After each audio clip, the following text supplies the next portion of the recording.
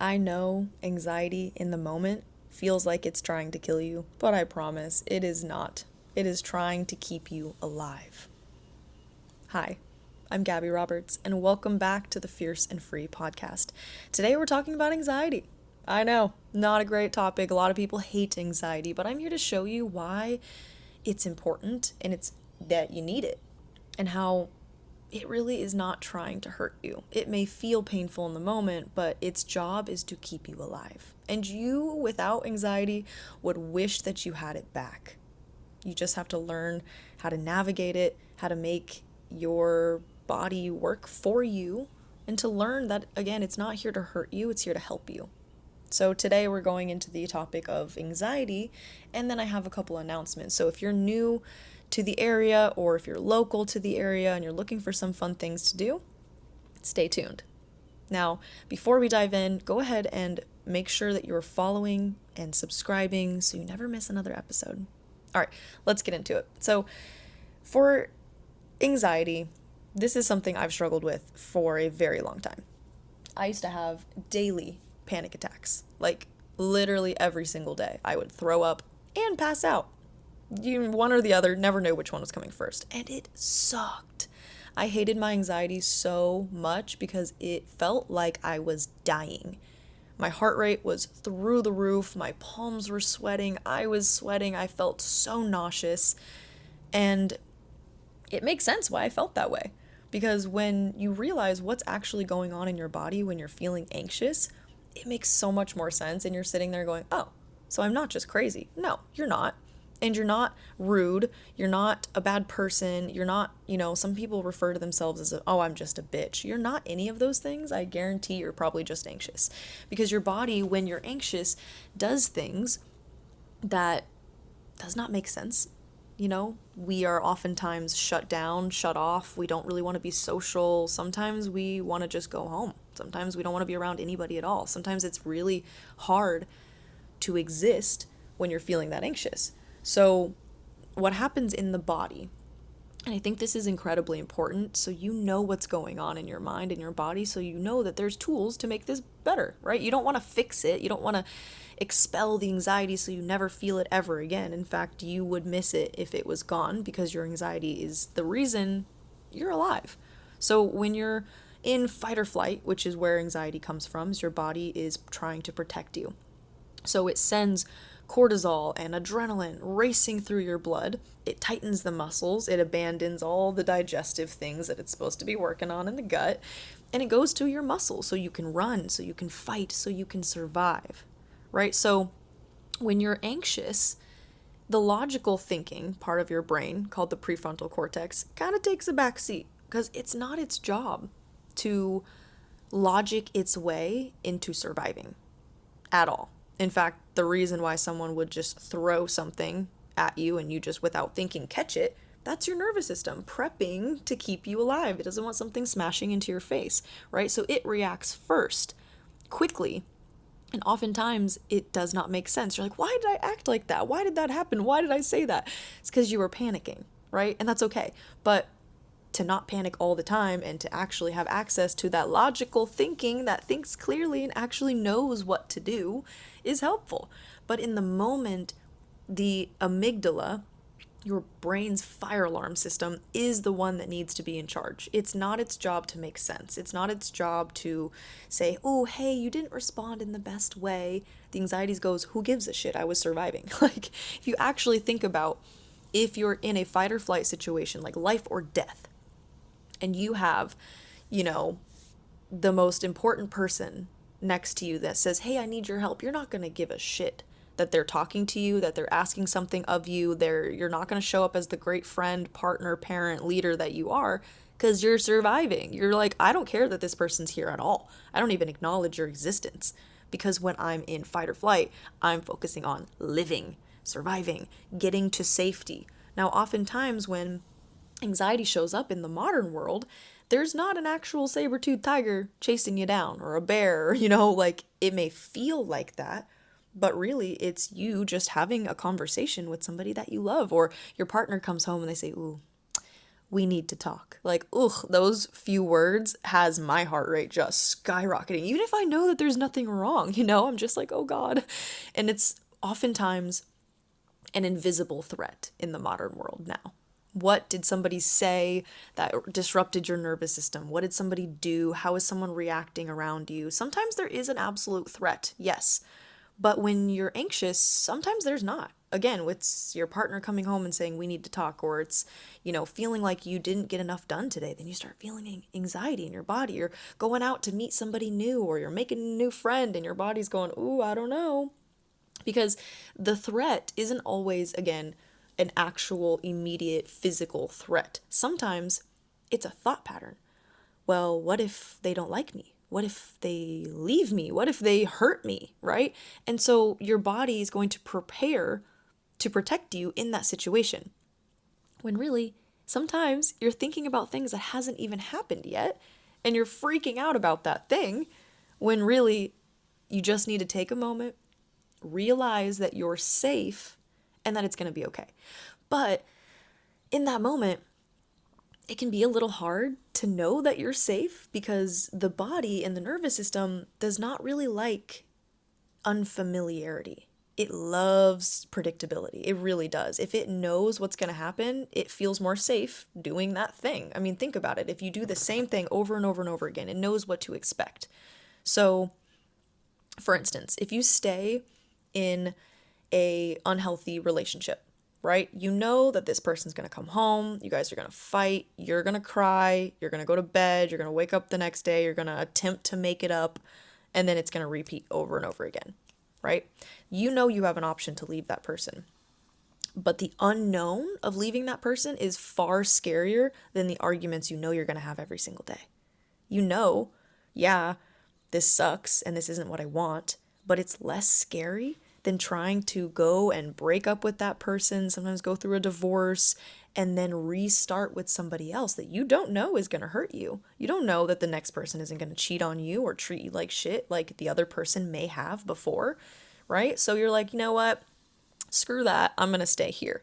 And you're going to stay where you know it's familiar, but it's not safe. So that's where the anxiety can be really like annoying, but also really helpful because you're like, okay, I know what I need to do and I know I need to break this pattern, but I can't seem to do it because the nervous system is, again, going to always lean to what feels familiar and what feels safe.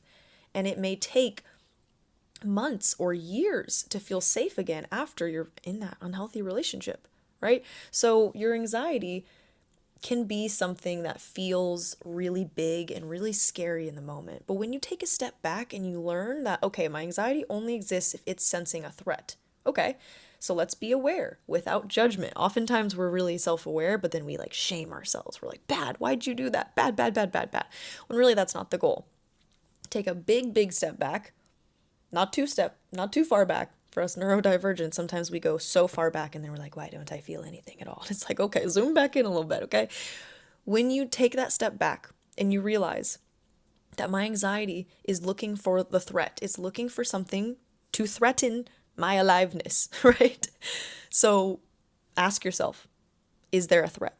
And like really look around. And this may seem really silly because you're like, well, of course not. But like your body does not know. Your nervous system may not know what your logic brain goes, well, yeah, no one's sitting here with a gun to my head. I'm not being chased by a freaking guy with a knife, It doesn't make sense, but that's the thing.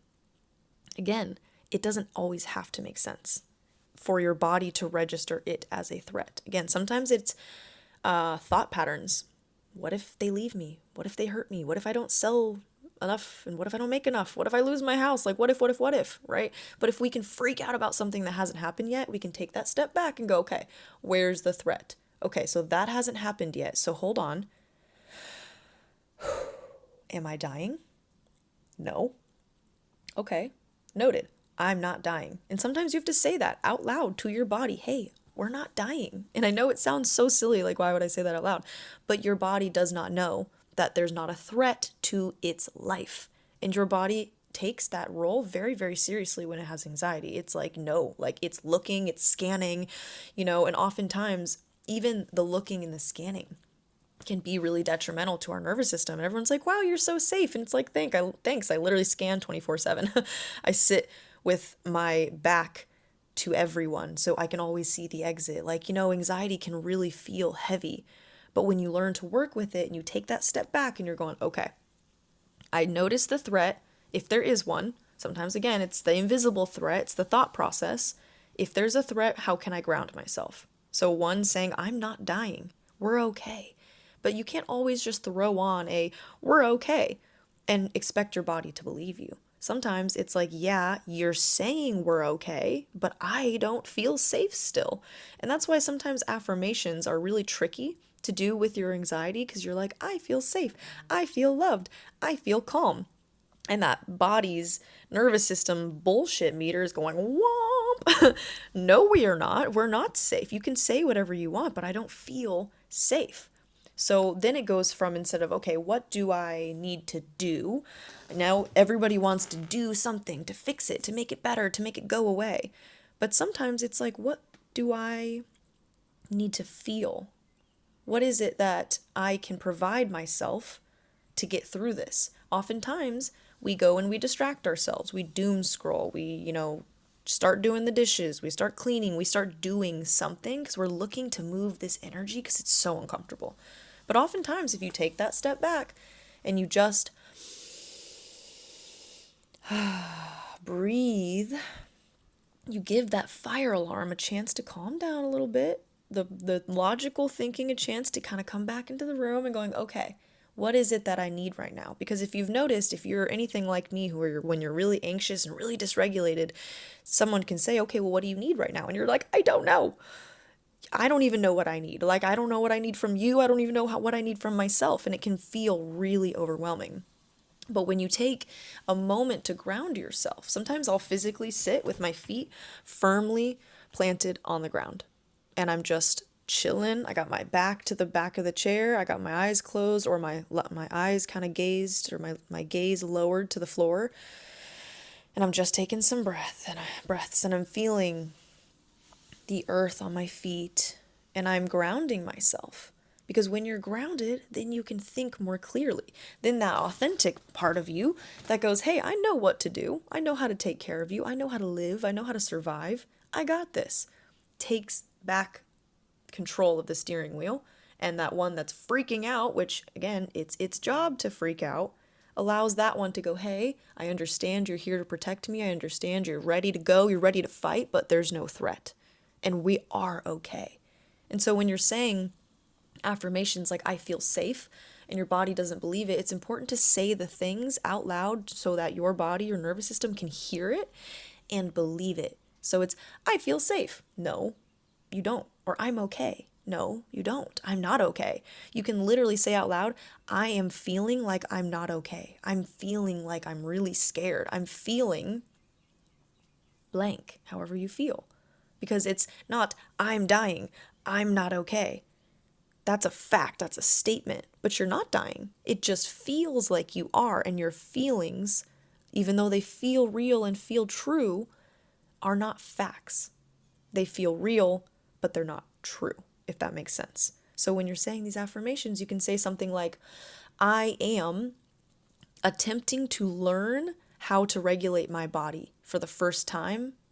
I am learning how to feel safe, and it feels really messy. Because that probably feels really true to you. And you could be like, yeah, okay, I believe that. Because I need you to believe it on a cellular level. Like really, truly believe it. Because if you don't, that disconnect is always going to be there. And the whole like fake it till you make it, I don't agree with. Because you can't fake energy. Sure, you can trick your brain in some ways. Absolutely. Like if you're anxious and you're freaking out and you just start smiling, you look like a psycho, but it releases endorphins in your brain, which is your brain's like happy drug. And it goes, oh, okay. So we're not actually as upset as we thought we were, right? Because then the endorphins make you feel a little bit better. It's not going to make you feel 100% better. You're not going to go from, being in a horrible mood to being super happy just by smiling. But you can do little things to trick your brain. The brain is very intelligent. So is the nervous system. It's going to know what's real and what's true and what's not.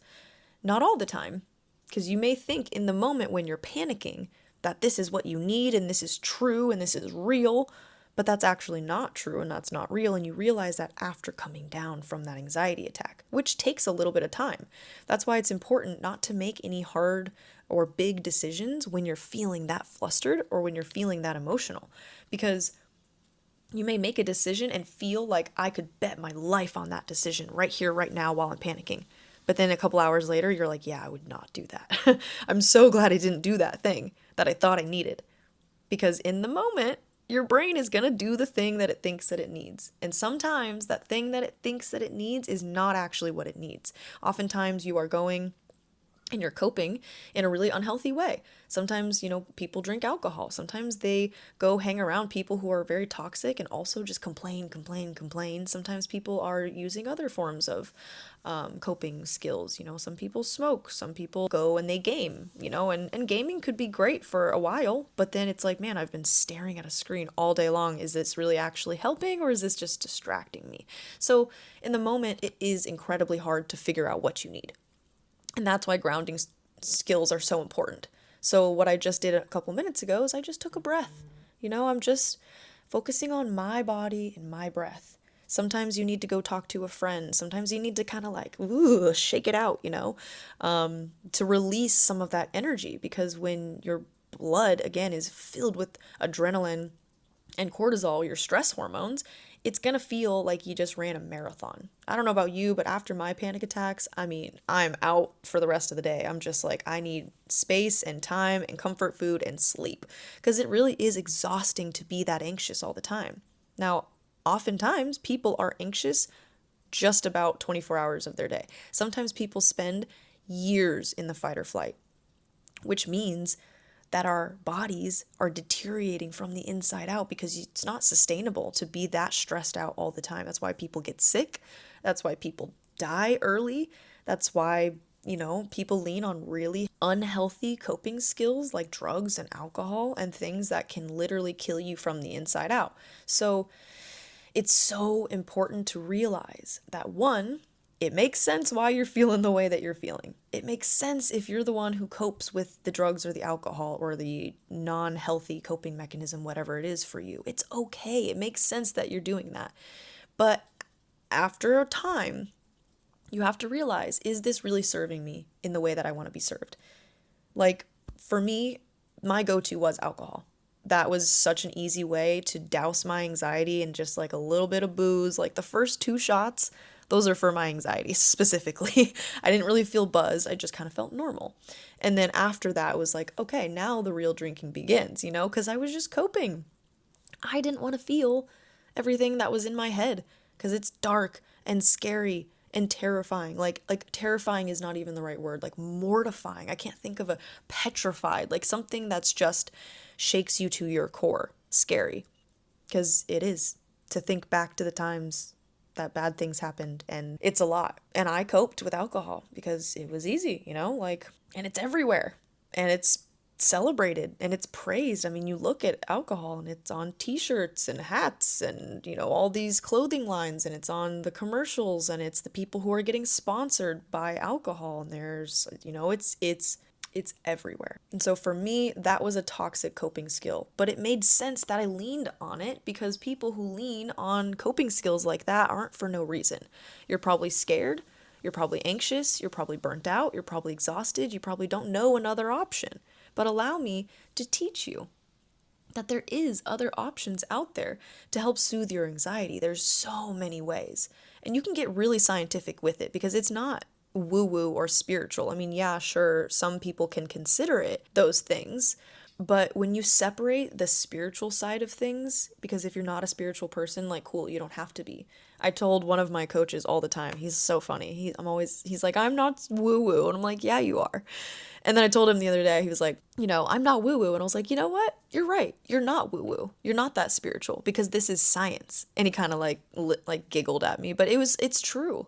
Because all this spiritual stuff that you think is like very witchy and woo-woo, it's really not. It's just what our bodies need. And our bodies are very intelligent, and our bodies can be given some of these very powerful tools to help us stay grounded, right? Like what I'm doing here right now, believe it or not, is grounding me. I'm sitting here and I'm speaking in a certain tone that allows me to stay grounded in a certain speed. If you think about when someone's really anxious, we're probably just like really and all over the place, right? And we're maybe really talking really fast, or our voice is really high and we're just very upset, and our shoulders may be high and everything's tight and we're just kind of like, ooh, been there. But for me, like, this posture is very intentional. My back is touching the chair, my voice is calm, my shoulders are low. I notice that my jaw is relaxed. So these things are all tools that you can use to help ground yourself. Other things, like, one of my favorites are the 5-4-3-2-1 grounding technique. 5 things you can see and you want to describe them in great detail. So if I picked something here, right, like this case, I'd say it's a black case, but it has a certain texture on it and it looks like it's got little tiny squares and, maybe there's like a little smudge and you're paying attention to it. And like, I'm not that anxious. I mean, I'm a little anxious right now just because I was kind of nervous to record this podcast. But doing things like this helps me stay grounded, you know? So that's 5 things you can see. You're describing them out loud in great detail because what you're doing is you're distracting your brain in a healthy way. Instead of doom scrolling or doing something that's not helpful for your body, you are distracting it in a healthy way. So 5 things you can see, 4 things you can feel. Oftentimes I have a crystal or, a little shell next to me that I can sit here and hold and I can feel it and describe the feelings in great detail. This is also one thing I can describe for the site. It's not just a shell, it's got little holes in here. It feels cool to the touch, it's kind of bumpy and rugged. Like, it's just nice. It's distracting in a good way. So 4 things you can feel, 3 things you can hear.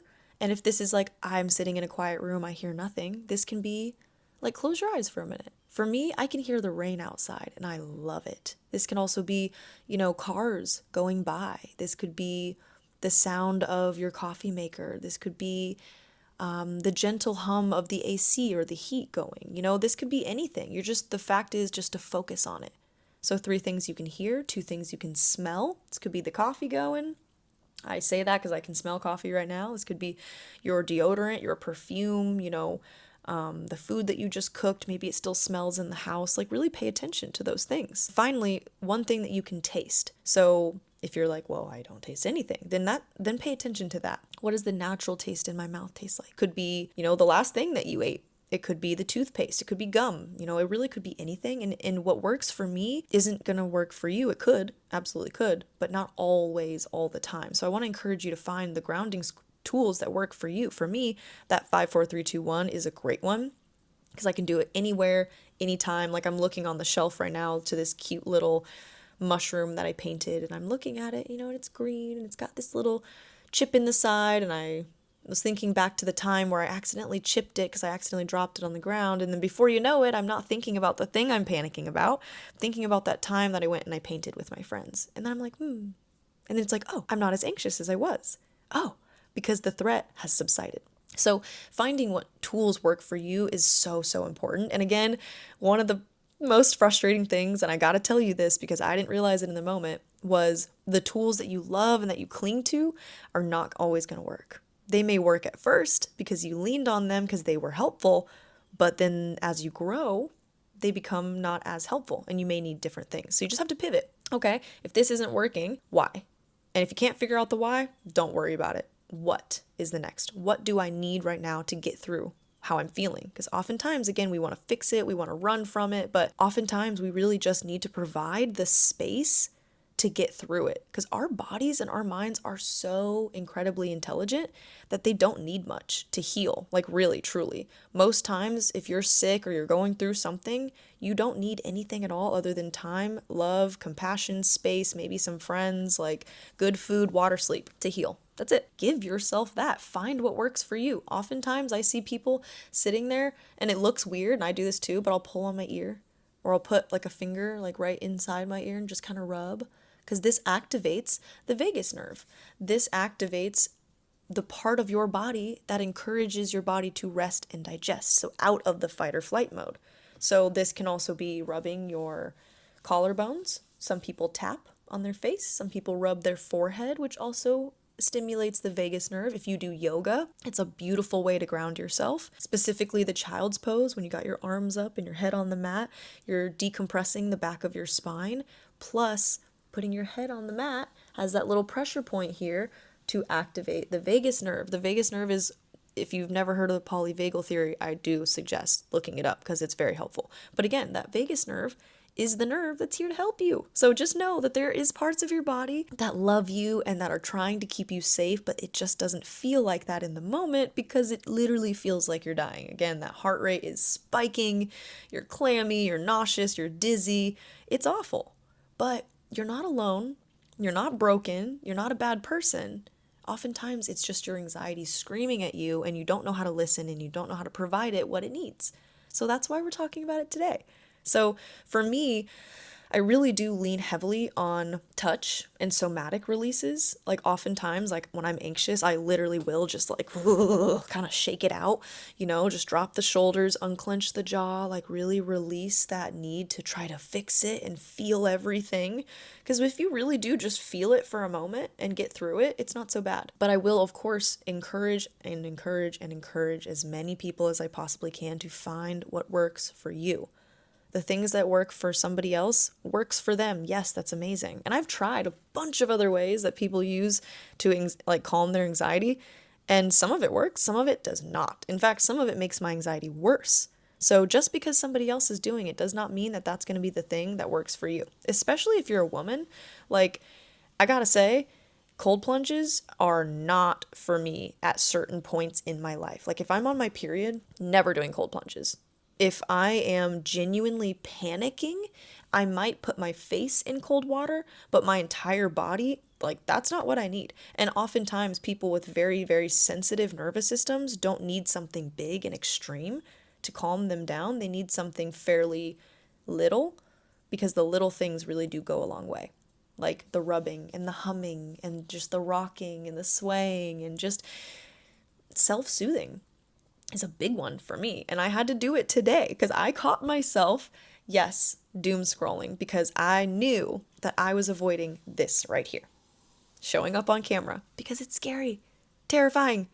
Like, do I look good? Do I know what to say? What if I mess up? Like, it is something I constantly think about. But if I can think about something that hasn't happened yet, then I can get excited about something that hasn't happened yet. What if I fail? What if I don't know what to say? What if I mess up? Okay, I messed up twice before I recorded this one. And this is my third time trying to record. Not all the way through, but in the beginning, like I wasn't feeling good and like my words were all jumbled and like I just felt all over the place.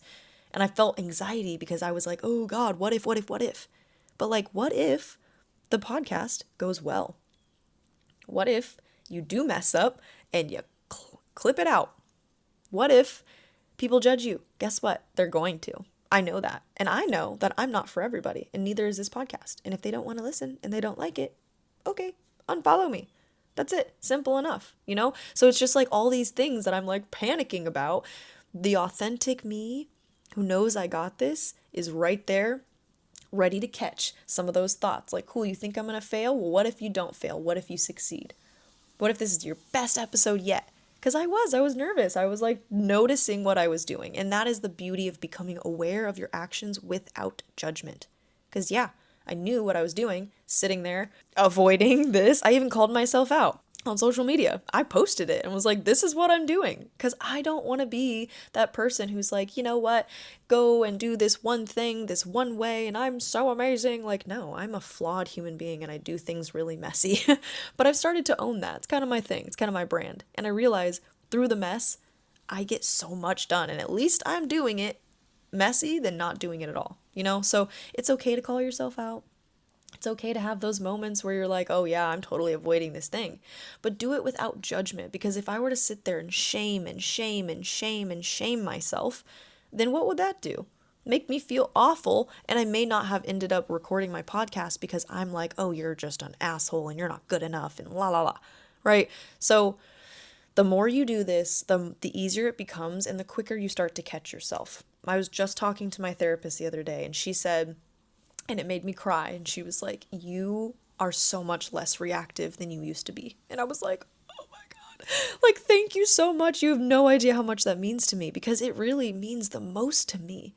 that when my nervous system felt threatened, it was reactive, to be defensive or to shut down or to run away, because it's easier to just keep myself shut in and push everyone away than it is to open myself up, because that anxiety says, don't do that, that's foreign, that's death. But that's just not true. So I'll admit, I was a little afraid to record this podcast episode today, because I used to record with kind of bullet point scripts in the background, and I was trying to make sure I, hit everything that I wanted to say. Fuck it. And I went and I hit record, and I said, whatever comes to my heart, that's what I'm going to talk about. And anxiety was a big part of what's coming to my heart today, because as I'm building my new community for ambitious women, I realize, okay, this is going to come up more and more. And I realize I've just gotten so good at grounding myself that I didn't realize how much of a skill this is, like, that I needed back in the day. I can ground myself from a panic attack in probably less than 2 minutes, which is insane from somebody who used to have panic attacks every day, throwing up, passing out, legitimately not leaving my house because I knew I was going to have a panic attack. Like, I can't get anything done because I'm so anxious all the time. So to hear that from my therapist, that I'm less reactive and I'm more grounded than ever, I was just like, fuck yeah. Because it's so hard and scary and painful dealing with your anxiety and your trauma and everything that comes up with it. But when you look back, like, damn, I did that. That is a confidence I can't even begin to describe. I feel so confident in myself knowing that I did that. And I continue to do it, and I continue to get better at it so I can go and help other people. So this topic came up and I was like, yeah, I'm going to talk about anxiety. That thing that I hated, I feel like I kind of have under control.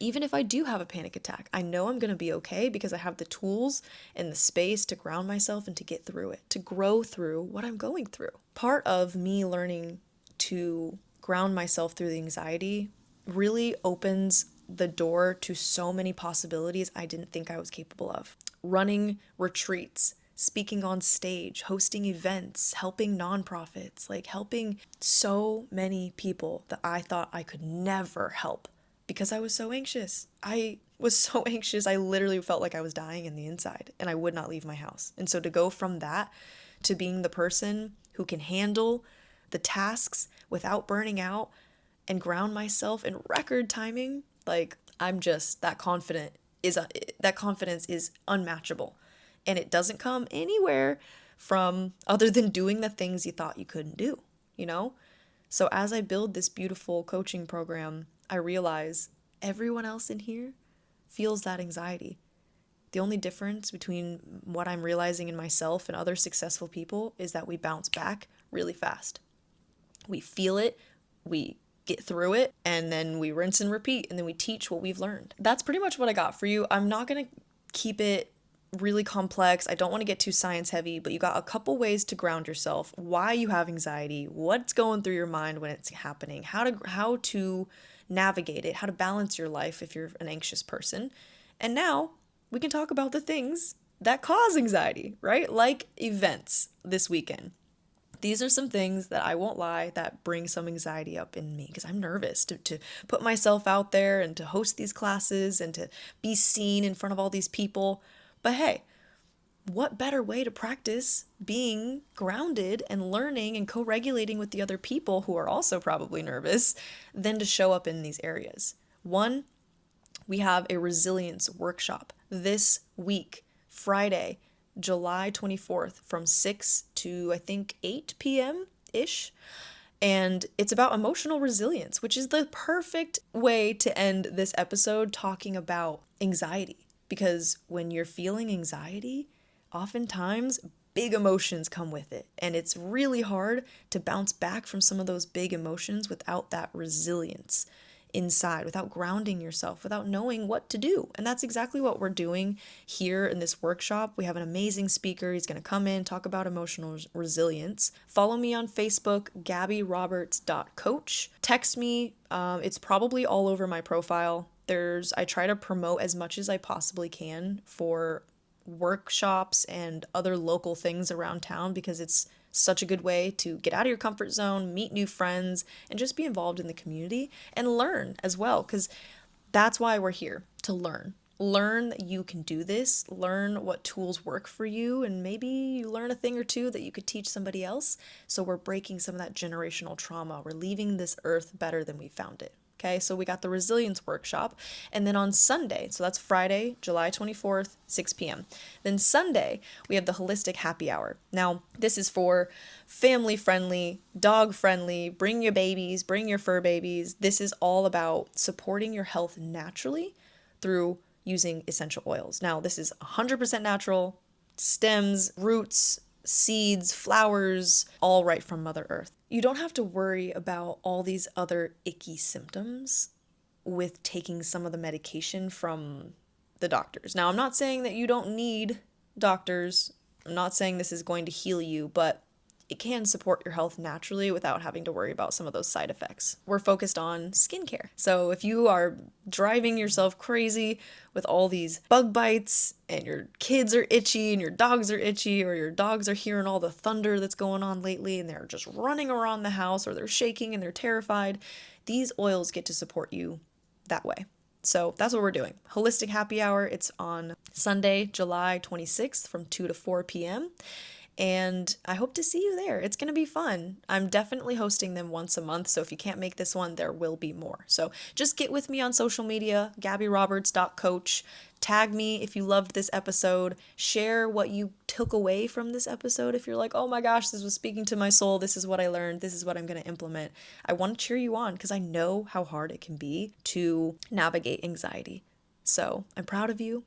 You got this, and thank you so much for listening. The only way that this podcast grows is if you share it. So screenshot the episode, tag me in it. I'm still giving away for the next 4 people who screenshot their review on Apple Podcasts. So rate it 5 stars, leave a written review, and screenshot it and send it to me, and I will give you a prize. We're going to do a strategy session, a custom guided meditation to whatever you're going through. Okay, so thank you for listening. I'm going to leave you the same way I leave you every podcast. Be fierce, be free, and find what works for you, even if it's scary, messy, or challenging.